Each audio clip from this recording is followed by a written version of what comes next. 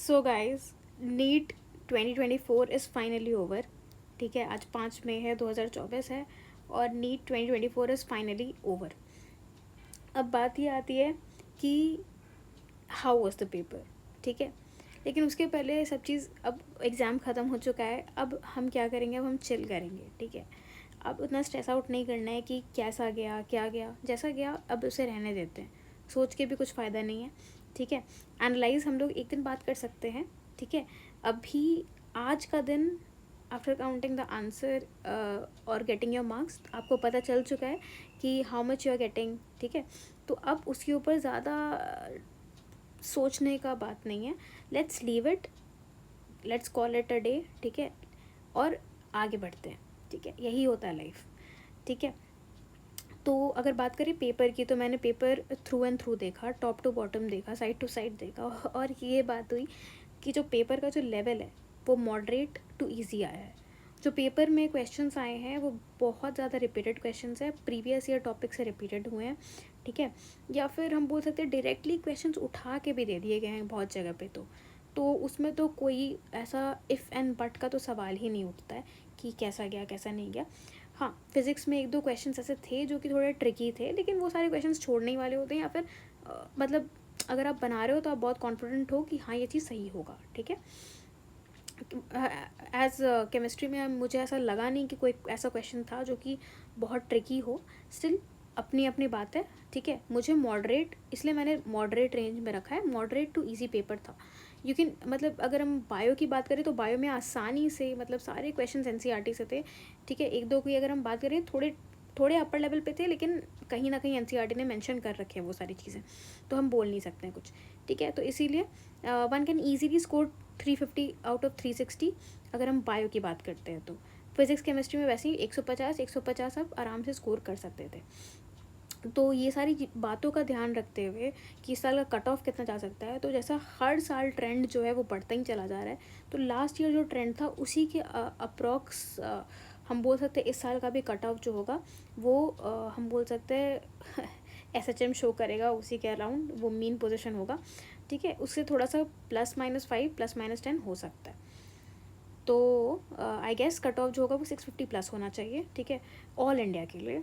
और depending upon आपकी state में क्या कट ऑफ जाती है वो आपको बहुत इजीली पता होगा. जैसे मैं झारखंड की हूँ तो उस हिसाब से मैं बता सकती हूँ कि जो कट ऑफ है झारखंड में last year mop up round MBBS आपको आराम से 620-615 तक मिल गया था. ठीक है, तो ऑल इंडिया की कट ऑफ 650 जाने वाली है, ये तो फर्स्ट श्योर सी बात है. ठीक है, अब बात करते हैं कुछ र्यूमर्स के बारे में जो आज के अभी काफ़ी ज़्यादा, मतलब जब से मैं नीट एग्ज़ाम दे रही हूँ हर समय घर आके एक दो र्यूमर इस टाइप का मिल ही जाता है. सबसे पहला बात, पेपर पहले ही से लीक हो चुका था. ठीक है, इस तरह के र्यूमर्स मतलब बहुत पहले से आ रहे हैं जब से मैं नीट एग्ज़ाम दे रही हूँ, तो अभी भी आना श्योर है. जब आप एमबीबीएस कर रहे होगे तब भी आपको हर साल का है. नीट एग्ज़ाम हुआ, ये सारे र्यूमर्स आते हैं. हो सकता है कभी कभी सच हो जाए, लेकिन मैक्सिमम केसेस में तो भाई सच नहीं होता. जैसे कि ये वाला एक र्यूमर, नीट पेपर लीक. ठीक है, स्टूडेंट्स क्लेम कि नीट 2024 का जो पेपर है वो पहले ही सोशल मीडिया पे आ चुका था. तो ठीक है, अगर आया होगा तो वो एनटीए एक्शन ले लेगी, उसका आपको टेंशन नहीं लेना है. ठीक है, तो इस चीज़ पे तो हम लोग इस पर बात ही नहीं करना है, क्योंकि ये सारी र्यूमर्स हैं, ये आपको इफेक्ट करेंगी कि कुछ हुआ कुछ नहीं हुआ, उस चीज़ को छोड़ देते हैं. अगर वैसा कुछ हुआ होगा तो गवर्नमेंट स्ट्रिक्ट एक्शंस ले लेगी, उसमें आपको टेंशन लेने की ज़रूरत नहीं है. आपको तो अपना चीज़ ठीक करना है.